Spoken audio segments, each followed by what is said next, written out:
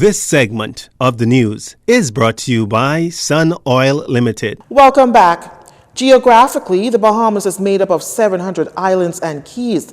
However, when Hurricane Dorian made its landfall last September, it caused widespread devastation across Abaco and Grand Bahama. Many internationally were under the impression that the entire Bahamas was damaged and subsequently closed for business. That would be a tremendous blow to the tourism sector. But as the saying goes, the goose that lays the golden egg, the country's tourism sector shined bright with historical numbers. Tourism Minister Dionisio Diagola shared those numbers today. More than 7 million visitors graced the shores of the Bahamas. Stopover visitors recorded at 1.78 million, with 1.45 million from the United States, giving the country a total of 7.216 million in total arrivals. The impact of Hurricane Dorian has not slowed the Bahamas' tourism growth. The ministry attributes this historic success to the hard work and dedication of Bahamians at all levels of the tourism industry, who have ensured that the Bahamas is open for business and still rocking. Mr. Diagola says this is a tremendous accomplishment considering the year the Bahamas had in 2019. However, he says this one is for the history books. At the Ministry of Tourism and Aviation, our priority is to safeguard the Bahamas' economy through initiatives that will fuel the critical tourism sector. We began our campaign in the days immediately following Hurricane Dorian and have remained diligently aggressive ever since. Even with records breaking last year, the ministry is already looking towards the future. Mr. Diagola highlighted the 2020 plans. We look forward to building upon the success of our marketing efforts and continuing the momentum into 2020. With the dedication of the Bahamian people, we will continue to show the world that the Bahamas is still rocking and urge travelers to add the destination to their 2020 travel plans. Mr. Diagola praised the team at the Ministry of Tourism for its amazing campaign, its hard work and dedication at all levels in the tourism industry. The nation's second city, Grand Bahama, has seen its share of challenges over the years, like the destruction of Hurricane Francis in 2004 and Hurricane Jean back in 2014. Fast forward to last September when Hurricane Dorian pummeled the northern Bahamas, and each time the natural disaster hampers the island's economy. But the island always rebounds. Last year, the government went into negotiations for the sale of the Grand Lucayan Resort. The tourism minister gives an update. So Grand Bahama has been challenged for a while. 4% of our stopover visitors went to Grand Bahama. So it was a small and diminishing percentage. So the government immediately recognized we had to do something about it.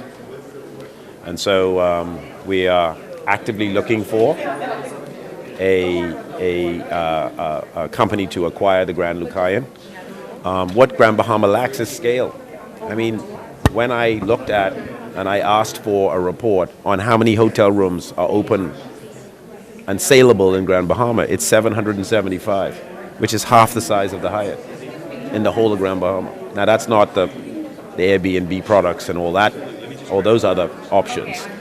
So they need scale. They desperately need scale. They need this Grand Lucayan property to come on stream to create scale, and then with scale comes lift, and then economic impact. So Grand Bahama needs investment in its tourism infrastructure. Mr. Diagola also updated the country on the negotiations on the Grand Bahama International Airport. Something is going to have to be done with that airport. So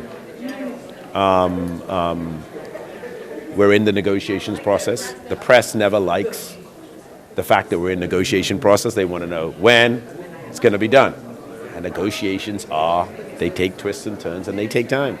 And so we're obviously negotiating what we feel would be in the best interest of the Bahamian people. But it takes time. So I ask the Bahamian people to be patient. We are negotiating. We are looking at all of our options. And I'm sure we'll be coming to a decision soon. But bear with us as we go on this journey, which is called the negotiation for an acceptable outcome at the Grand Bahama International Airport. In an effort to reduce the number of persons from Abaco and Grand Bahama still housed in hurricane shelters here in New Providence post-Hurricane Dorian, the Ministry of Social Services has entered into an agreement with the Poinciana Inn for accommodations for 90 days. The remaining shelters opened include the Kendall Isaacs Gymnasium and the Bahamas Academy Auditorium. The agreement, according to officials from Social Services, will allow for the use of 50 rooms at the Poinciana Inn as part of the ministry's efforts to relocate or provide transitional housing for those displaced by the monster storm, as it is anticipated that the final transition of those persons to their respected islands or other housing will be completed within the 90-day period. In a statement, officials say all of the necessary due diligence was completed by technical teams from the Ministry and Department of Social Services and the Department of Gender Affairs and other government ministries prior to the agreement. In September of last year, after the Category 5 storm devastated northern Bahamas, the ministry and other partners were charged with housing more than 2,000 persons in shelters across New Providence, Grand Bahama, Abaco, Eleuthera, and Andros.